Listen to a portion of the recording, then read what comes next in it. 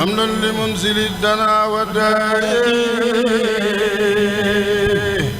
ومنزل الشفاء والدواء حمدا لمنزل الدنا والداء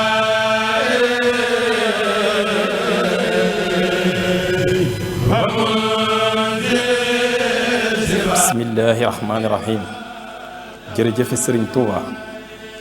Nous rendons grâce infiniment à Allah, le bienfaiteur, le pourvoyeur qui nous a donné la chance de célébrer cette 9e édition de la journée mondiale Cheikh Ahmad Bamba. Prière sur le prophète Mohammed, ainsi que sur sa noble famille et ses nobles compagnons. Cette journée est un symbole de la reconnaissance sans limite que l'humanité entend rendre à Serigne Touba, le missionnaire infatigable de l'islam, l'esclave de Dieu et le serviteur agréé du prophète, paix et salut sur lui. C'est ce qui explique que plusieurs localités du pays et de l'étranger célèbrent en même temps que la cellule de Dakar initiatrice cette journée dont la dimension mondiale s'affirme d'année en année. Le thème retenu cette année par le comité scientifique s'intitule « L'islam et la santé ». Ce thème a été proposé par Serigne Moudou Mamoun Fadilou, fils de Cheikh Mohamed Fadel Mbacké, dont nous saluons l'engagement ferme pour la réussite de cette journée. Qu'Allah lui accorde une longue vie et une excellente santé. Ces prières vont à l'endroit du Khalife général des Mourides, Serigne Mountakha Mbacké, et à tous les dignitaires mourides engagés dans l'organisation de cette journée. Nous remercions sincèrement le comité scientifique. L'islam face aux défis de la santé de l'humanité. L'islam recommande fortement aux musulmans de veiller à leur santé. En ce sens, une bonne partie des oulémas estiment que la santé est la seconde priorité de l'islam après les obligations purement rituelles. Cela peut se comprendre aisément si l'on sait que la mission de l'homme sur terre n'est ni plus ni moins que celle d'adorer Allah. Cette adoration, en tant qu'obligation divine, ne peut se faire que si l'adorant se trouve dans un triptyque dimensionnel de bonne santé physique, mentale et morale. C'est au regard de l'importance de la santé dans l'islam que le prophète Mohammed, paix et salut sur lui, affirme qu'un musulman vigoureux est préférable à un autre qui ne l'est pas. On comprend pourquoi Serigne Touba dans Matlaboul Chifaï appelle le prophète, paix et salut sur lui, le grand médecin. Al-Tabibun al-Humam, Al-Tabibun al-Hakim. Voguant dans la logique du prophète, notre vénéré guide Cheikh Ahmad Bamba formule cette prière dans son écrit intitulé Sindidi. Ô Seigneur, accorde-nous la longévité, la bonne santé et le salut. Dans un autre chassida, Serigne Touba implore le Créateur en ces termes. Ô mon Seigneur, n'afflige pas mon corps d'épreuves que nous ne pourrions pas tenir. La santé mentale et morale dans l'islam. L'islam édicte un ensemble de règles dont le but est de garantir à l'humain une santé mentale, condition incompressible pour adorer Dieu.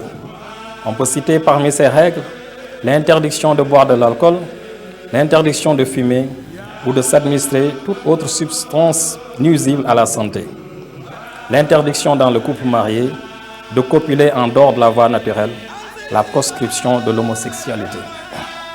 Un simple détour sur le monde contemporain montre que la violence et la criminalité s'invitent beaucoup plus dans les États où les populations s'adonnent le plus à l'alcool, à la drogue et à ses actes contre nature.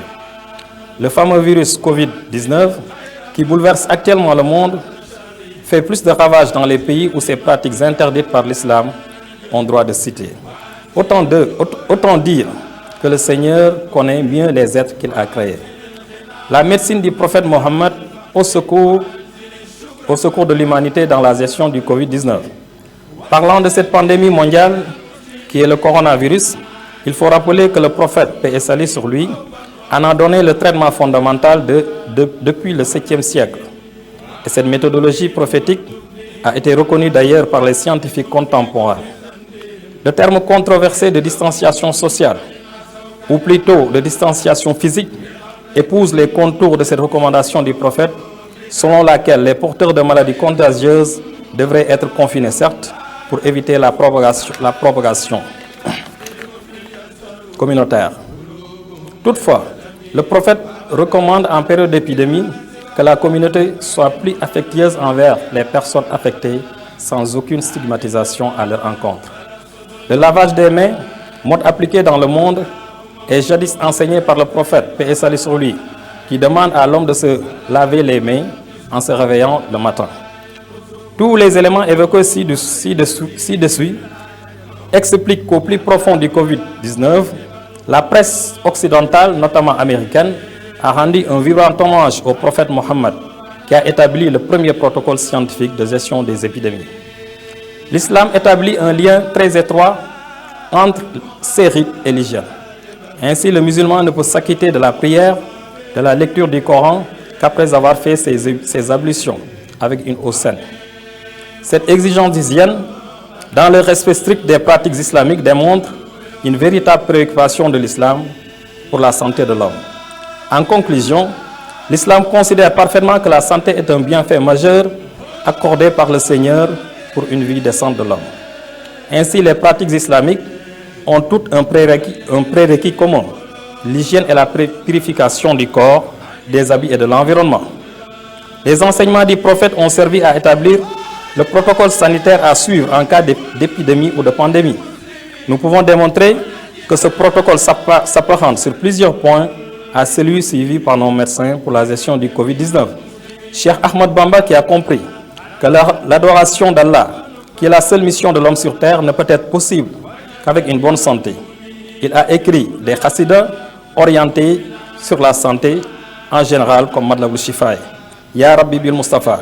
Il y a d'autres écrits de Serigne Touba dans le domaine de la santé et pour lesquels nos intellectuels devraient se pencher pour en cerner le poids scientifique et en tirer un vrai profit médical et humanitaire.